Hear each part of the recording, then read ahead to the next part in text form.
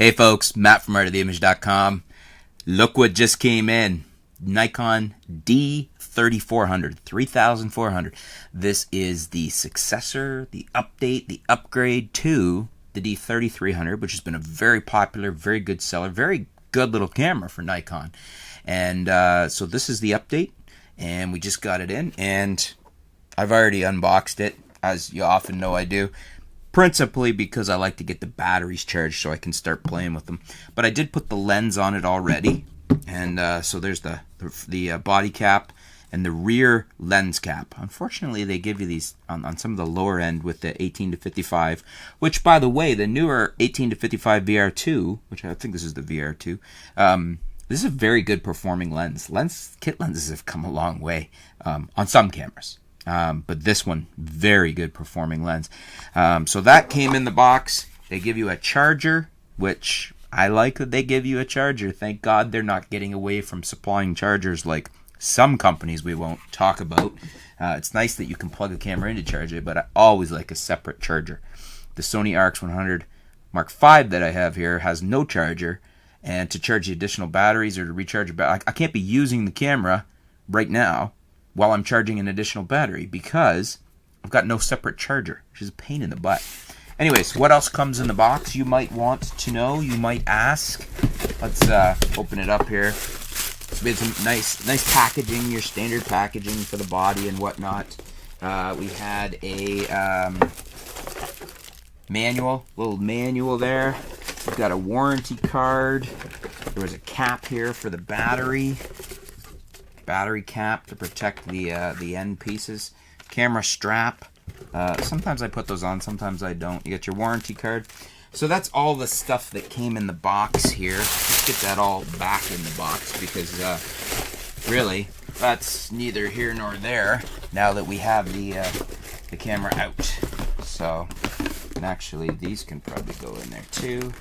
So I don't really have any use for the end cap or that. We'll put that to the side. Here, we'll leave that there. Let me position that so you can see it. I'm looking in my iPad over here. Put the charger up there. So, basically, if you're familiar with the D3300, not a lot to say different-wise about the 3400. Nice little camera, as was the 3300. Just kind of a minor update. They gave us a few additional things, but basically, very similar. If you have a 3300, I don't think there's any reason to update or upgrade to a 34.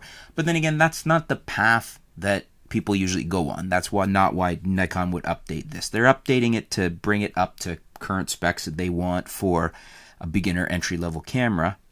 And if you're going to upgrade from a 3300, the normal progression would be a 5500 or the coming 56, or probably preferably into the 7000 series, which I'm actually really hoping we'll see the 5500's vari-angle LCD on the 7000 series.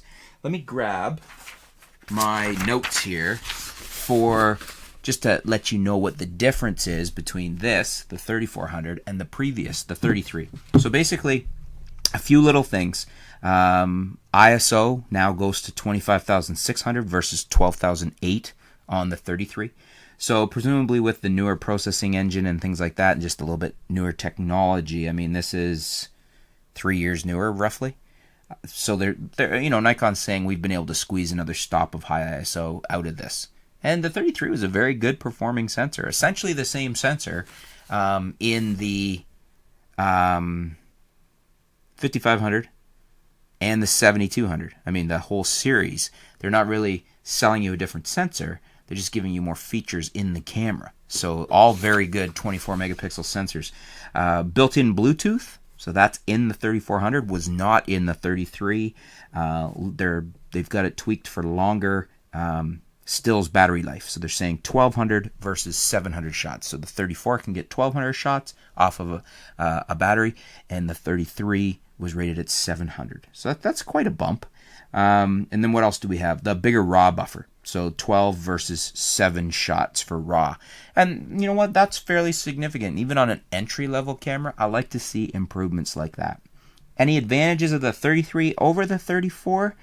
Not really. Probably the only thing I would point out is that there's no external mic jack on here. And I think there was an external mic jack on the 3300. Although, I'll have to double check that for you because I could be wrong. But if memory serves, there was. That's what I have in my notes. But now I'm kind of doubting myself on that one. So don't take me to the bank on the mic jack, but I think that was a difference. So, other than that, that is the updates. So, welcome updates. Still a very good package for an entry-level camera, very cost-effective, and it's essentially the same. It's very solidly built, good build, fit and finish, very nice, product, very nice camera for an entry-level camera. Very capable, very good autofocus system, very good performing sensor. Essentially this sensor beats the sensor in the Canon 80D, so that's impressive, right? And just a great all-around entry-level camera if you want to get into a DSLR. So, and then the new kit lens is actually very good. It's not fast. It's still a variable aperture, 3.5 to 5.6. But performance-wise, it's quite impressive for a little, plastic fantastic kit lens. So, if you have any questions about the 34, leave them in the comments below. I will get some more review information up for you. I'll be shooting with it. I'm actually gonna. One of the advantages of the non-motor drive bodies. So in other words, for those of you that aren't aware, the 3000 series, the 34 and the 33 and back, and the 5500 and that 5000 series don't have motor drives in them. So you can't use the older AFD lenses on here. You need an AFS, a newer AFS lens. But because they don't have motor drives, you can actually use really old, like my Nikkor SC, my 1962 50mm f1.4 Nikkor. So I bought that for about $60, a 50mm f1.4. It's manual focus, but it works just fine on here because the older locking ring does not interfere with the mount on the D34 because there's no motor drive in here. It does interfere and it is problematic. You can't really put that lens without damaging. I haven't even tried it because they say not to. So if it's going to damage it, I don't want to damage it. But you can't put it on like a D810. You can't put it on a 610. You can't put it on any of the bodies with a motor drive, 7200, 7100, because of the coupling, the way it's built from the old days. It will damage the motor drive bodies. But this doesn't have a motor drive, so you can put it on here. It works just fine. It's manual focus lens, but it attaches just fine. It's a very nice lens if you want a 50 f1.4 for $50-$60 on eBay. Anyways, if you have any questions on the 3400, leave them in the comments below. If you have any comments on it, let me know. Any feedback, do you own it?